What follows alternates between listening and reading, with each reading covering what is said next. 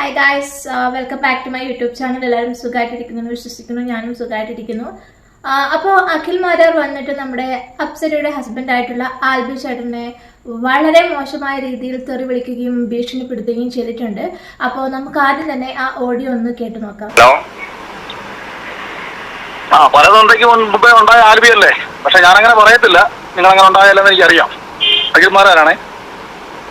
അല്ല, നീ എന്താ ചോദിച്ചു? ആദ്യം എന്താ ചോദിച്ചു? അല്ല, പലതന്തയ്ക്ക് മുമ്പേ ഉണ്ടായ ആൽബിയല്ലേ, പക്ഷെ ഇന്ന് ഞാനങ്ങനെ പറയത്തില്ല. നാട്ടുകാരങ്ങനെ പറയുമായിരിക്കും, പക്ഷെ ഞാനങ്ങനെ പറയത്തില്ല കേട്ടോ. നീ ഭാര്യ അമ്മയെ വിറ്റ് ജീവിക്കുന്നവരാണ് നാട്ടുകാർ പറയും, പക്ഷെ ഞാനങ്ങനെ പറയത്തില്ല. എനിക്ക് എന്നെ പറ്റി നല്ല അഭിപ്രായമാ. എനിക്ക് എന്നെ പറ്റി നല്ല അഭിപ്രായമാ. നീ അംഗം പോലത്തെ മനുഷ്യനാ. പിന്നെ അങ്ങനെ അഭിപ്രായമൊക്കെ ഉണ്ടാ? പിന്നെ പക്ഷെ നിന്റെ നാട്ടുകാരും നിന്റെ വീട്ടുകാരൊക്കെ പറയുന്നത് നീ പലതന്തയ്ക്ക് മുമ്പേ ഉണ്ടായവനാ, നീ അമ്മയെ ഭാര്യയെ വിറ്റ് ജീവിക്കുന്നവനാ, അങ്ങനെയൊക്കെ പറയുന്നത് ശരിയാണോ? അത് എടാ നിന്നെ പറയുന്നില്ലല്ലോ. എനിക്കറിയത്തില്ല കേട്ടോ അതിനെ പറ്റി ഒന്നും. എനിക്കതിനെ കുറിച്ചൊന്നും അറിയത്തില്ല. ഓഹോ, എനിക്ക് മനസ്സിലാക്കി. ഇനി ഞാൻ നിന്നോട്ടൊരു കാര്യം പറയാം. ഞാൻ പറഞ്ഞ നീ കേട്ടോ. ഇനി ഞാൻ ലൈവിൽ എന്താ പറഞ്ഞ നീ കേട്ടോ? ഇല്ലടാ, ഞാൻ കേൾക്കാറില്ല. കാരണം എനിക്ക് ഇമാരി ആൾക്കാർ പറയുന്നത് കേൾക്കേണ്ട ആവശ്യം എനിക്കില്ല. അന്നേരം നീ വല്ലടത്ത് കിടക്കുന്ന വലിക്ക് വിളിയേക്കാൻ പറയുന്നത് കേൾക്കണം. നീ നീ എന്റെ പെമ്മക്കളെയും ഭാര്യയും അമ്മയും ചേർത്ത് നീ പറയുമ്പോ കേട്ടോണ്ടിരിക്കാൻ നിന്റെ തന്തെ കിടക്കും നിന്നെ കിടക്കും നട്ടലില്ലാത്തവരല്ല ഞാൻ. നീ ഇരിക്കുന്ന നിന്റെ വീട്ടിൽ വന്ന് നിന്റെ ചെവുക്കൽ അടിച്ചു പറിച്ചിട്ട് അതിന്റെ വീഡിയോ എടുത്ത് ഞാൻ അടിച്ചു പറിച്ചിട്ടുണ്ടെന്ന് പറഞ്ഞിട്ട് ഞാൻ വീഡിയോ ഇടുന്നവർ ഞാൻ മനസ്സിലായിട്ടത്. നീ തോന്നല്ല. നീ മിണ്ടാ പറയുന്ന കൂടെ ആദ്യം. നീ പറയണ ആവശ്യം എനിക്ക് എന്താണ്? നീ ഒച്ചെടുക്കല്ലേ? നീ അതിന്റെ വേറെ ആൾക്കാരെടുത്ത് പോയിട്ട് ഉണ്ടാക്കിയാൽ മതി. പലതന്തയ്ക്ക് മുമ്പേ ഉണ്ടായവനെന്ന് നാട്ടുകാർ പറയുന്നവനെ നീ ഞാൻ പറയുന്നത് കേൾക്കണി. നീ ഞാൻ പറയുന്ന വീഡിയോ ഞാൻ എവിടെ നാട്ടുകാർ പറഞ്ഞുകൊണ്ടിരുന്നത്? നീ നാട്ടുകാർ സ്വന്തമായിട്ട് അഭിപ്രായമില്ലടാ.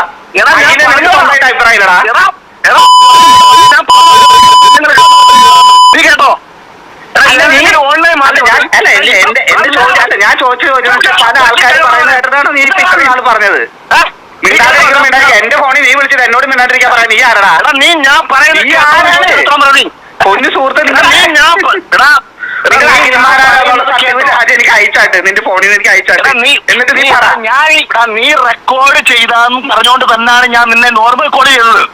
എനിക്ക് റെക്കോർഡ് ചെയ്ത് എനിക്ക് എന്തിനും നിന്നെ റെക്കോർഡ് ചെയ്ത് നീ ആരാണ് നിന്റെ വിചാരം? നീ ആരോട് ഇന്ത്യ പ്രസിഡന്റോ? അല്ല, നീ മുമ്പ് പഠിക്കാൻ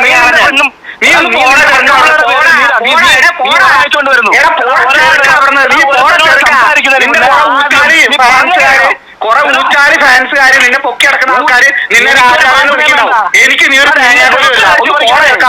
നിന്നെ വലിയ വന്നത്. നീ വായിച്ചു പൊളിക്കുന്നുണ്ടെങ്കിൽ എന്റെ അഡ്രസ് ഞാൻ പറഞ്ഞു. നീ പറഞ്ഞല്ലോ അതേടാ, ഞാൻ പലാന്തയ്ക്ക് ഉണ്ടായ ആളാ. നീ പറഞ്ഞല്ലോ നിന്റെ ധൈര്യം ഉണ്ടെങ്കിൽ ഞാൻ എന്റെ അഡ്രസ് അയച്ചാൽ നിനക്ക് ഒരു നട്ടലുണ്ടെങ്കിൽ നീ എന്റെ വീട്ടിലേക്ക് വാ. നീ നട്ടലുണ്ടെങ്കിൽ എന്റെ വീട്ടിലേക്ക് വാ. എന്റെ അഡ്രസ് തിരുവനന്തപുരത്ത് പേരൂർക്കട വന്നിട്ട് നീ വിളിച്ചാൽ മതി. ഞാൻ അഡ്രസ് പറഞ്ഞുതരാം. അരമണിക്കൂർ നീ എനിക്ക് ലൊക്കേഷൻ അയക്കും. നീ പേരൂർക്കട വന്ന് വിളിക്കടാ. നീ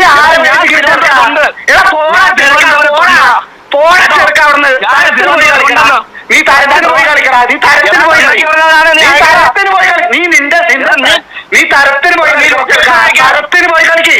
നിനക്ക് സോഷ്യൽ മീഡിയയിൽ ഊച്ചാലുണ്ട് അവരുടെ അടുത്ത് പോയി കളി. നീ എന്റെ അടുത്ത് വരല്ലേ? ആ പേരുകൾ പോടാ ചെറുക്കാവുന്നു. പോടാ കളി കേട്ടോ. ഞാൻ തിരുവനന്തപുരത്തുണ്ട്, അതുകൊണ്ടാണ് പറഞ്ഞ അങ്ങോട്ട് വരാമെന്ന്. നീ തിരുവനന്തപുരത്ത് തൃശ്ശൂർ എവിടെയാണ്? എനിക്ക് എന്താ അങ്ങനെയാണ് വണ്ടി വിളക്കണം. നീ വണ്ടി പോയി തരത്തിന് കളി.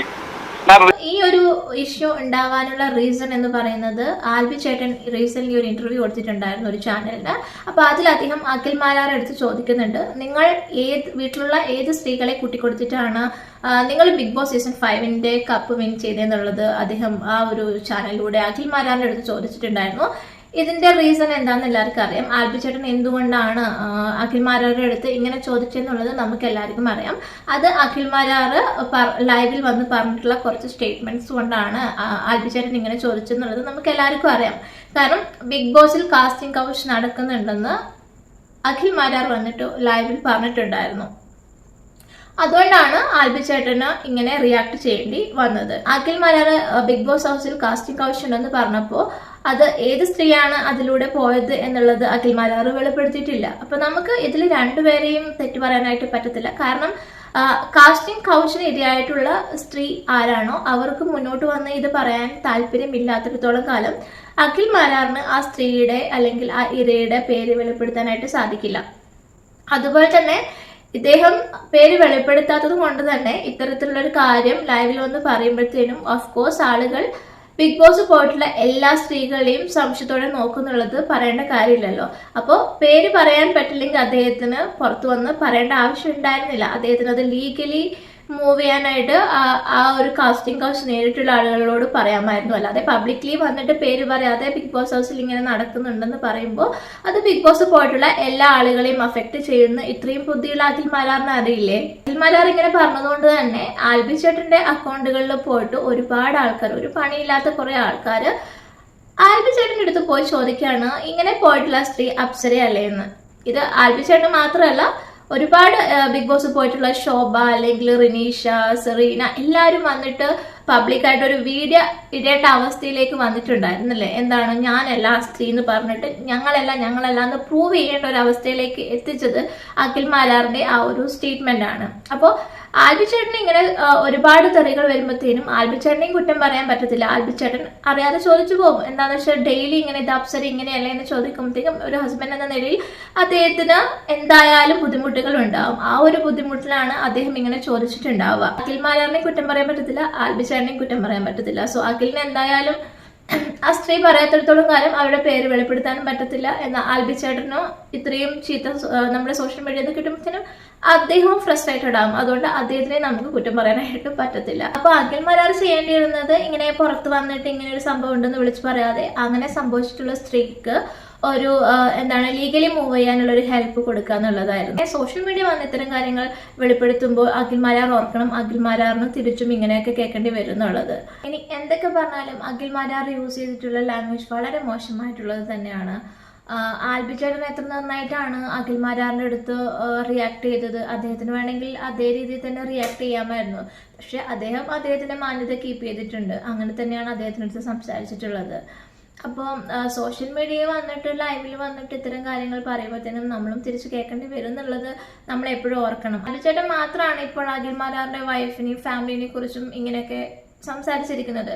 സോ ഒരു ആൽബി ചേട്ടൻ പറയുന്നത് അഖിൽ മാരാറിനെ കേൾക്കാനുള്ള ക്ഷമയില്ലെങ്കിൽ എത്രയോ ആളുകളാണ് നമ്മുടെ ആൽബി ചേട്ടന്റെ അടുത്ത് ഇങ്ങനെ ഡെയിലി വന്ന് ചോദിക്കുന്നതെന്നാണ് ആ ഒരു വീഡിയോയിൽ അദ്ദേഹം പറയുന്നത്. ഒരുപാട് ആൾക്കാരാണ് ആൽബി ചേട്ടൻ മെസ്സേജ് അയക്കുന്നത് ഇങ്ങനെ പോയിരിക്കുന്നത് അപ്സരയല്ലേ എന്ന് പറഞ്ഞിട്ട്. അപ്പോൾ അത് കേൾക്കുമ്പോൾ ആൽബി ചേട്ടൻ എത്ര ദേഷ്യം ഉണ്ടാവണം. ആ ഒരു ദേഷ്യത്തിലും അദ്ദേഹം എത്ര മാന്യമായിട്ടാണ് റിയാക്ട് ചെയ്തത്. മാരാറടുത്തുള്ള ഒരു റിക്വസ്റ്റ് എന്ന് പറയുന്നത്, നിങ്ങൾ ബിഗ് ബോസ് സീസൺ 5ന്റെ വിന്നർ ആയിട്ടുണ്ടെങ്കിൽ ഒരുപാട് ആൾക്കാർ നിങ്ങൾക്ക് വോട്ട് തന്നിട്ടുണ്ട്. അതിൻ്റെ അകത്ത് കുട്ടികളും സ്ത്രീകളും എല്ലാം ഇൻക്ലൂഡഡ് ആണ്. നിങ്ങൾ യൂസ് ചെയ്യുന്ന വേർഡ്സ് അല്ലെങ്കിൽ നിങ്ങൾ പറയുന്ന കാര്യങ്ങൾ മാന്യമായിട്ട് പറയാനായിട്ട് ശ്രമിക്കണം എന്നുള്ള ഒരു റിക്വസ്റ്റ് മാത്രമാണ് എനിക്ക് അഖിൽ മാരാറിന്റെ അടുത്ത് പറയാനുള്ളത്. അപ്പൊ നമുക്ക് അടുത്ത വീഡിയോ കാണാം. അതുവരേക്കും ബൈ ബൈ.